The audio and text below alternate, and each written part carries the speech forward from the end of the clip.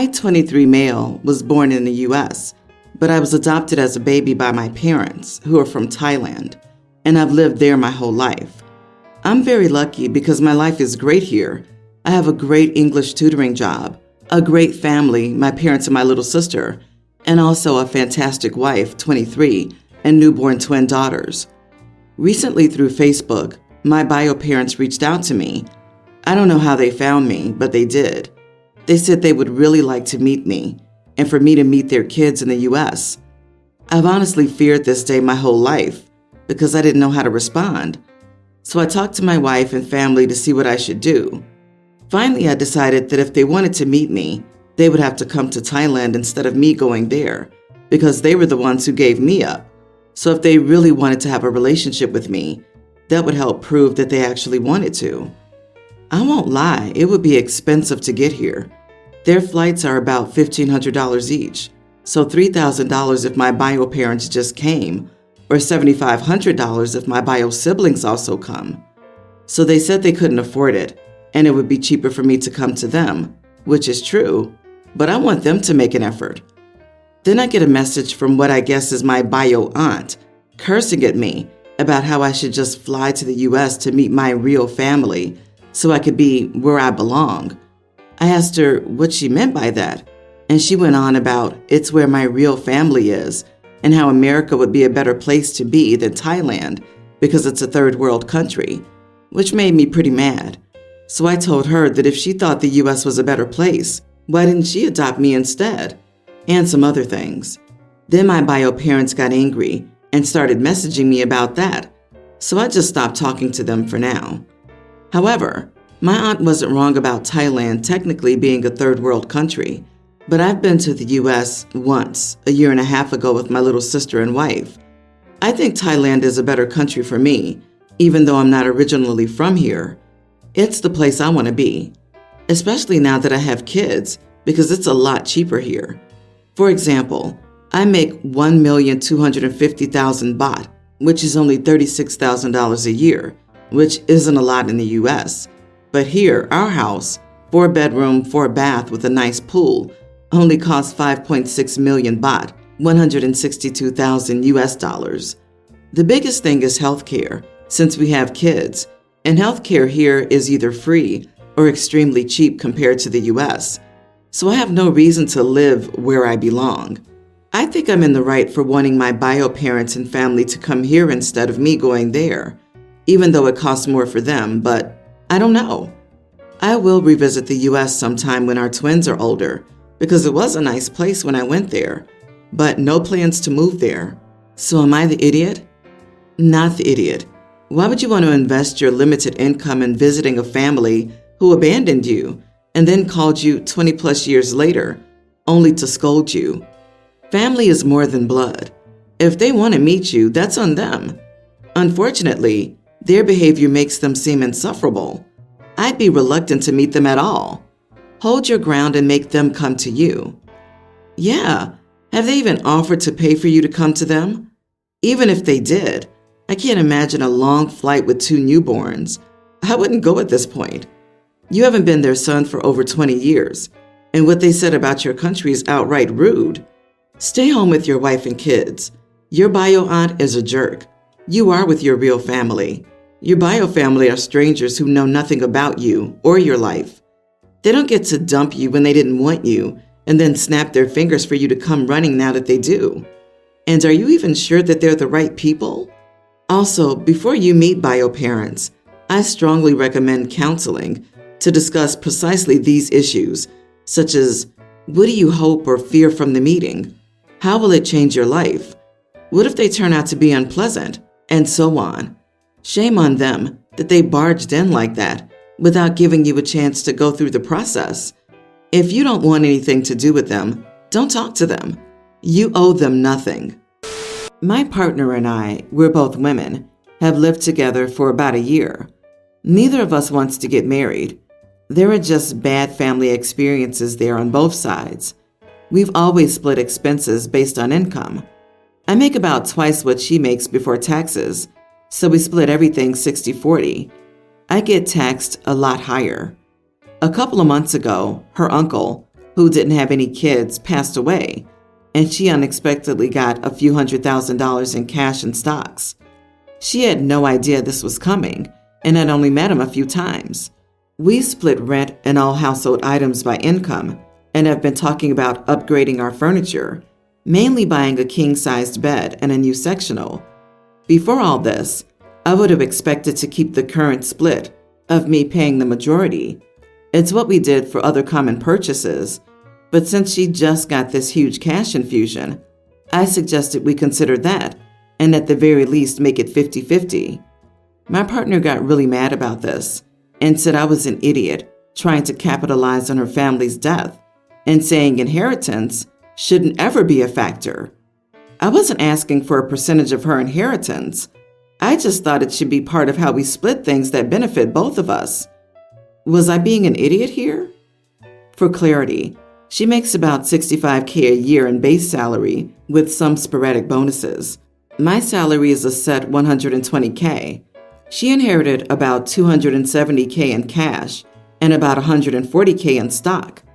The expenses we have coming up that I was referring to will be around $2 to $3.5K, depending on how nice of a bed or sectional we get. You are the idiot. It's assets, not income. That's like calling a pile of cash in a savings account income. Also, if you make twice what she makes, but only split cost 60-40 because of tax rates, I suspect you already showed some greed. You've been earning $120K, and she's been earning $65K, yet you weren't paying twice what she was. You've been able to save more, and now she can catch up. Exactly. I wonder if they factored savings accounts contents and all assets before agreeing to split cost 60-40. Doubtful. The split was dependent on income, not assets. She's changing the rules to benefit herself. OP, even in a divorce after a long marriage, you wouldn't be entitled to your partner's inheritance.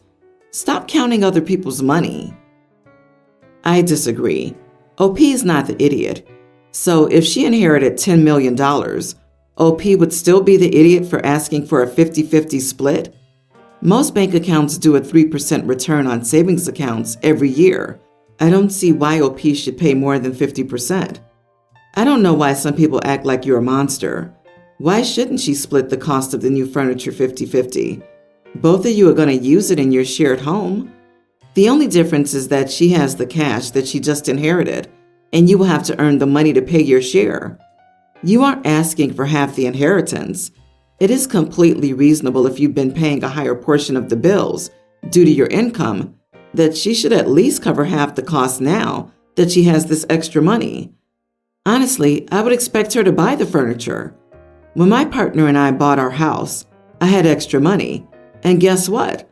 I just bought most of the furnishings because why would I make him struggle to pay for half when I have the cash? People are so weird when it comes to money.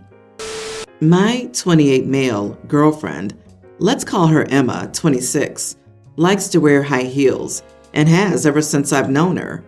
She's self-conscious about her height, but it's not really a big deal when we're together as I'm short.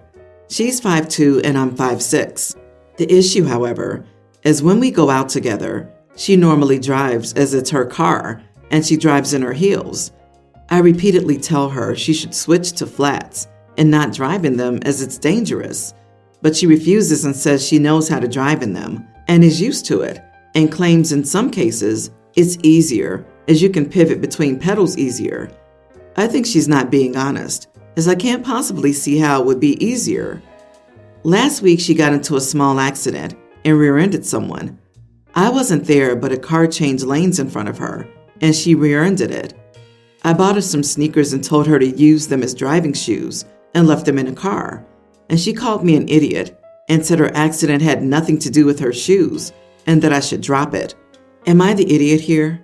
I just want her to be safe. You don't sound like you understand Emma as a person, separate from her relationship with you. I infer this because you think that her issues with her height shouldn't be a problem because you're not very tall. Why would her perception of her height have anything to do with you? Then you assert the danger of driving in heels. It doesn't sound like you have any personal experience wearing or driving in heels, but because of your superior mind, you can see that her choices are bad, even though they relate to things you don't understand, like what's easy or hard in heels. Further, you assume that a car accident that she was in was caused by her and by her driving in heels. Further, you insist on it being your job to fix what you see as wrong with her.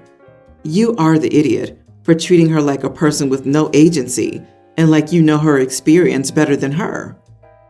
I disagree. OP's not the idiot. Woman here. Heels are objectively dangerous to drive in for many reasons, according to literally every single expert on the topic. One I saw cited by an automobile association was that if your heel is elevated, it is much harder to judge how much pressure to apply to the pedals. This might explain why she rear-ended someone. Maybe she didn't brake hard enough because she had no concept of how much pressure she was applying. It also damages the heels. Just FYI, it's not good for the shoes either. The fact that the majority of people here are arguing against an actual proven fact that is supported by the entire industry, like this is on the same level of saying seatbelts aren't necessary. That's how well established this fact is. But I know better than the experts and the crash test and all of the evidence. That's the reason I'm terrified of being on the road. You all don't know what you're doing, which is why so many people get hurt. I would refuse to ever get in a car with someone who insisted on driving in heels, just like I would refuse to get in a car with someone who regularly went 50 kilometers over the speed limit or drove while drinking because it's proven not to be safe. My dad divorced my mom when my brother was 4. I was 3 and my sister was 1. He divorced my stepmother when my half-brother was 3 and my half-sister was 2. My dad is currently married to his 3rd wife and they have 1 son who's 6. My grandmother really likes my dad's current wife, but she has a weird sense of humor. Most people in our family do. Sunday, my grandmother said to my dad's wife that she liked her so much that when they got divorced, she would keep her and get rid of my dad. My dad's wife looked a little thrown by the comment and said that she and my dad aren't getting divorced. I joked, "Of course not, you don't have a daughter." She stared at me and asked what I meant. I explained that my dad only divorces women when they have a daughter. That isn't the reason my parents divorced. It was just a joke about a coincidence. But she said it was a horrible thing to say about my sisters. My grandmother then joked that it was the opposite because it implied my dad wanted the daughters and only stayed with a woman long enough to get one. So as long as she doesn't have another kid or only has sons, he'll stick around waiting for a girl. We both started laughing, and my dad's wife stared at us silently and then got up and left the room. At this point, I wondered if I had crossed the line. My grandmother said I was fine, that she was just a sensitive person, and a little ribbing was good for her. Still, I do feel bad and wonder if I should apologize. Am I an idiot? Not the idiot, but LOL at the jokes. She married a man with 0 issues leaving women with infants and starting again with someone else. It's going to be a joke at some point by the kiddos. After this little stunt, I hope you'll be okay with your dad looking for a 4th wife. Right? She married a man who had 5 kids and divorced their moms while the kids were toddlers twice. If you can't see the writing on that wall, maybe don't marry Nick Cannon for goodness sake. She's the mother of this man's 3rd set of children, so she's well aware of what his previous families look like. She can't be mad at people for pointing out his pattern. You and your grandma are hilarious and probably got that woman on the path she needs when it happens to her. Honey, I think you made her paranoid now. Your jokes clearly showed that your dad has a track record of getting his wives pregnant and then leaving them. And maybe she's pregnant but hasn't announced it, and now she's shocked. This could account for her reaction, worried that she might have a girl. Maybe at least try to mend things with her. I'm 21 female, and I have a roommate, Tasha, 20 female. Tasha has a lot of mental health issues and has trouble leaving our apartment for appointments, so she makes online therapy appointments. Unfortunately, we live in a 1-room studio, So because of the doctor-patient confidentiality, I have to leave the apartment whenever she's having her appointments. The main problem is Tasha won't tell me about these appointments until 10 or so minutes before they start. I'll just be doing something random, and then she'll turn to me and go, "Oh, by the way, I have therapy in 10 minutes. I'll have to get all of my stuff and go somewhere in that short notice. She has ADHD and can really be forgetful, so I understand it on some level, but it's pretty inconvenient. The appointments aren't on a consistent or set schedule, so I can't even predict when they're going to happen and plan either. This has happened 5+ times. The last time this happened, about 2 weeks ago, I sat Tasha down and explained that she needs to give me at least 24 hours notice before her appointments so I can plan. I said it's very inconvenient to pack up all my stuff and get out within 10 minutes, especially when I'm in the middle of an assignment or something. I warned her that if it happens again, I wouldn't be leaving, and she'd have to find somewhere else to have her appointment. She apologized and said that she'd set alarms so she'd remember, and I thought that was the end of it. But lo and behold, it happened again this morning. Tasha told me she had therapy in 10 minutes, and she forgot to set the alarms. Per our talk 2 weeks ago, I told her that I wouldn't be leaving the room. She started arguing with me and said it was just this once. It wouldn't kill me to go to a cafe or something for a couple of hours. I was working on an assignment and couldn't concentrate anywhere but the apartment, so I still refused to leave. Eventually, she just took her laptop and stumped out of the apartment to try and find a place. But 20 minutes later, she came back and blew up at me, saying she couldn't find a private place to have her appointment, so she had to cancel it. And because she canceled on such short notice, she wouldn't get her money back. She yelled at me, saying I wasn't being understanding of her ADHD, and it wasn't her fault she was forgetful, and I was being petty and ableist over nothing. I reminded her that I warned her that this would happen, but she wasn't having it, and now has refused to speak to me for hours. So I just thought I'd come here and get more opinions on if I was the idiot. Not the idiot.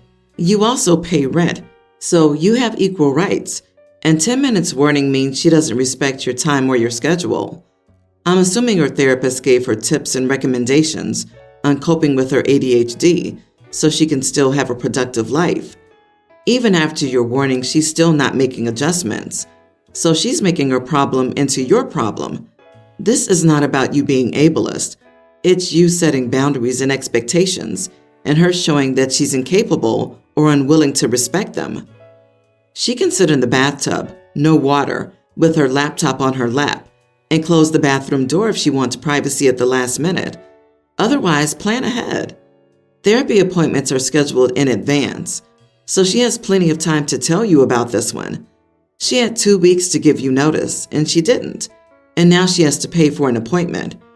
These are the consequences of her actions. Her ADHD isn't her fault, but it is her responsibility. That isn't being ableist, it's being realistic. Also, I wonder what kind of therapy she has, where OP would need to be out of the room for a couple of hours every week or so. Girl, your roommate sucks. You pay rent and are 100% allowed to use your living space without being evicted randomly with little notice. Consider whether you should continue living together. If you have other options, consider them.